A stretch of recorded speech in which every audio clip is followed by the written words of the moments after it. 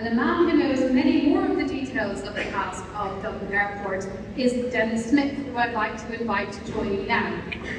Denis is in his 46th year working at Dublin Airport, which makes him one of our longest serving members, and I know we have some more in the audience today. Indeed we do, and I'd like to mention Derek Shortall, Kevin Halheedy, Kevin Maywood and Gary Duffy. In the centre, please put your hands together.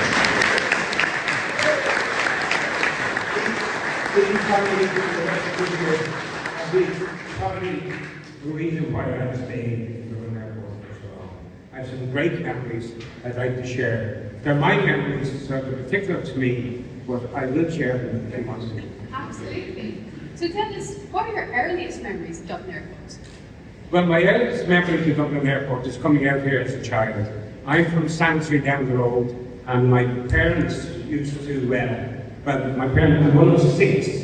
So I suppose on a Sunday afternoon, my mother was given a break, and my father used to drive us out to Dublin Airport.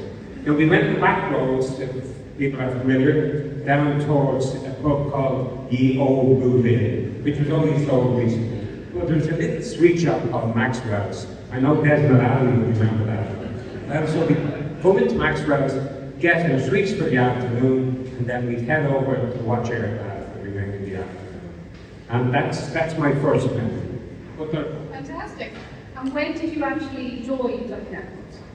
Back in 1978, I saw an advert, and I believe it was in the Irish News, to join the Airport Police Fire Service. And underneath that advert was this is, as I call it, a way of working in relation to, the community, what it was. And that slogan stayed with me: join the airport way of life. And it has been a way of life for the majority of us here. We are a family. We started quite a bit with our colleagues from Aer Lingus, British Airways, Lufthansa, our handling agents, our fuelers, and many of the people who grew up in this organisation. We've had, partners met partners, spouses met spouses, we've grandchildren, we've been looking at many of the different relationships that started off at this airport. And it was great to be part of that. You grew up with people, in your youth, and you saw them through their marriage, to their grandkids, and so on. And now their kids are working here. So it's a great family concern for an airport. And I wish it continues as it is. Excellent. So lots of lives spent here, but also the physical environment has changed hugely over the years. And I hear there was something called the Tunnel of Love. What was that? It was called the Tunnel of Love. And I think it back to the days when we were extremely busy at T1, we were waiting for the opening at T2. We had to have AAs, we were cramped. There was a place called Pier A for security and Pier B. So we split the queues. Now, back in those days, we even refused passengers who hadn't got tickets because we were so cramped. So we had to be inventive in what we did. So in order to stop the queues of A and B joining, we formed what was nicknamed then as the Tunnel of Love, and that was given by one of our duty managers today called Bobby Cash. So what it was, if anybody knows where Ryanair check-in, and to the left of that was an area that got down to Area 14. So we were inventive.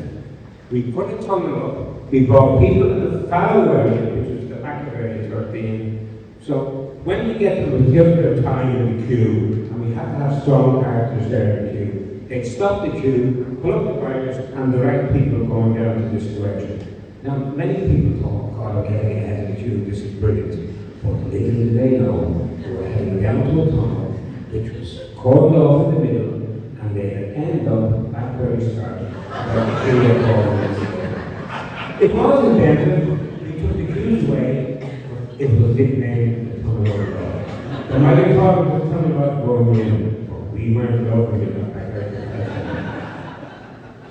And how about the opening of Terminal 2? I think he was a memorable person at that too. Yes, there certainly was, and it got good press throughout the country. Kenny, your ex-boss. For one day, I hope he's not here, but maybe in years, Well, one particular day, Mr. O'Leary dressed up going to work. He dressed up as a funeral undertaker. With the morning suit, he arrived in Dublin Airport in a hearse. In the back of that hearse was a coffin, and in the tricolour, an RIP to tourism. Now, in his interview, he said, yes, that building looks very well. It reminds me of the Taj Mahal, but I will never use it. And in fairness to Eddie, he has never used T2. But a good story, as you were probably going to mark you were probably behind that story. So that's a story, that's a memory. But there's plenty more of those, some that I'd like to share, and others And how about a pope or a president coming to visit? One of those memories were great. Well, I have a good personal story about the Pope. And I started in 1979, in August 79, and everybody knows the Pope of the year back in September 1979. So we were rushed through training, got a brand new uniform, and we were out to support the operation for the arrival of the Pope. So on that particular day, Denis was given the post of looking after the VIP and press stores. So the magic day came, the magic hour came, and the whole area was deserted. Everybody was out on the ramp having a look at Pope John Paul II. So here was Denis, 3 or 4 weeks in the job, standing, nobody around, in charge of this door. Now, what Denis did, he probably sank for that. However, Denis decided to lock the door, pop in to the ramp, have a look at the Pope, go back out, open the door, and nobody was any the wiser. And I only told that story about 3 months ago at the Long Service Awards. So, I can't even do anything with it anymore. I'm on my way out, so I'm really So it wasn't all good times. There have been some challenges over the years, globally for aviation as well as Europe. Can you comment on some of that? Yes, unfortunately we had our bad days, and we're here to celebrate, but we have to reflect on things that happened in our organisation. And I won't go into detail, but Lockerbie on Christmas week was a particular bad time for us in aviation. And it put a damper in our aviation for a couple of crazy years. And then the big one was 9/11. That really set us all back, and it changed the face of how we get security. Now, fortunately at the time, DAA were ahead of the game, or inter-DAA, I don't know the time frame then, but we had decided to start recruiting directly into an ASU, which is one of our biggest groups at the moment.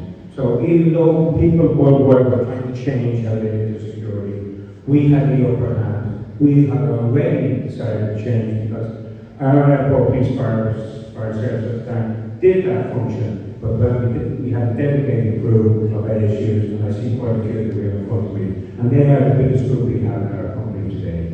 And then other things that happened was the cloud ash. We all remember that, and probably our partners from IAA and ATC will remember that. That came upon us within a week, gradually coming on.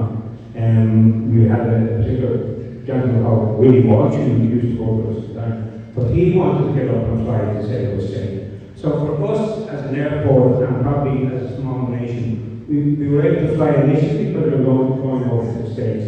But Europe was all planned. But within a week in October, it was sorted and people said it was safe to fly and we continued on. But the main one, probably we all know best, has been COVID. And that was a gradual impact on our operation. However, it was gradual how it impacted on us, but how long it took for us to come back. We were given start dates, we built ourselves up for the next start date, and then that was kicked back. And then we go again to the next start date, and that was kicked back. However, as you can see from an aviation perspective, we have really got through it. Our numbers have started to grow, our staff came back in abundance, and we are ready for the next chapter. However, during that time was a good time for us all, not just for aviation. And there's some people still finding the lasting effects of COVID, and it'll be with us for a while. But as an aviation industry, I knew we'd bounce back. But you think we bounced back as quick as we did? I don't believe any of us did. But we're back where we are now, and thank God for that.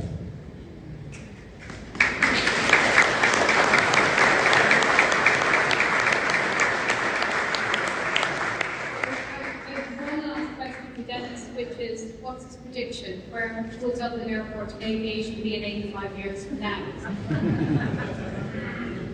That's a good one, and it's probably hard to visualise, because I visualise this building so unique to me. As I said, as a kid, I used to cycle out here. I remember the view nearly up above. There was a spiral staircase to the left. My previous colleagues, airport police, used to have an office down the corner called the key room. However, the smell of aviation fuel still gets to me. And coming in this morning when I drove into the car, I got that smell and it reminds me of you. Now, where are we going to go? I would love to say we're going to be bigger and bigger and bigger and bigger. However, I think we will have growth. And it'll take a period of time before we get into our next stage. You know, in the environmental impact of all what we do, not just in aviation. You know, we see what's happening now. We have somebody tomorrow who's going to be one of the most strongest people in the world, and his vision will dictate what happens. But in the short term, I think we have a good future. I believe, you know, we will grow over the next few years. We as a company, and I know our board, are working towards, you know, strategies as to where we go. So I think for everybody here that's in employment, not just within the DAA, but within the airport community, I think we have a future. And I wish everybody here well, the people that have made my career such an eventful, and my colleagues that I named earlier on. You know, there is a career to be found, and it's a unique career. As I said, join the airport way of life. We are a community. So, yes, there is a future. I probably won't be part of it. Kenny has been my 10th CEO. He will be my last. Because not that he'll be going, I'll be going. So I wish Kenny and the board and the rest of the team here in DA a most successful future. And thank you for all that.